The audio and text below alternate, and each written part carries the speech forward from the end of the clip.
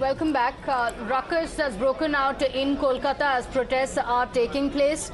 The state government employees are staging a protest demanding that the demands that they have put forth to the government be fulfilled. Tanushree is joining us live with the details. Tanushree, we're seeing visuals of ruckus taking place, police officials cracking down on the protesters. Give us the details.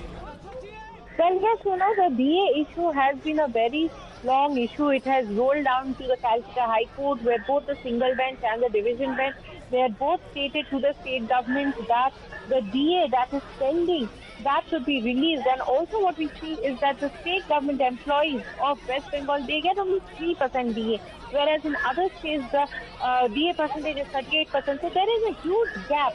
So the state government employees, they are saying that you match the gap and you also pay the arrears, and that is why they had gone to court. But we have seen that the state government, instead of paying the DAs, they have stated that, they moved to Supreme Court and they are waiting for the order. Also, according to state government sources, we are getting to know that in the affidavit that they had submitted, the state government has stated that if the amount of DA that is pending, that has to be paid, then there would be a huge financial crunch, which is why they are unable to pay the amount of DA that is required to be paid right now. With these issues, certainly the state government employees, they hit the streets of Kolkata today. In central Kolkata, we see that they hit the streets and the police are detaining them because we know that the assembly session is on. And with the assembly session being on, an esplanade where the protest was happening, it is very close. And the chief minister is supposed to be in the assembly, which is why the police have tried to detain the state government employees who have hit the streets of Kolkata on the DA issue. But certainly, these state government employees say that the daily allowance, the DA, is their right and they should be given that, and it should be matched with those of the other state governments also.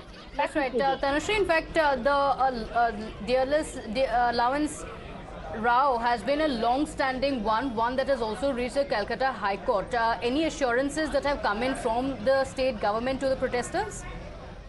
Well, certainly the state government is saying that they are not against paying of the DA, but right now they are unable to pay the DA.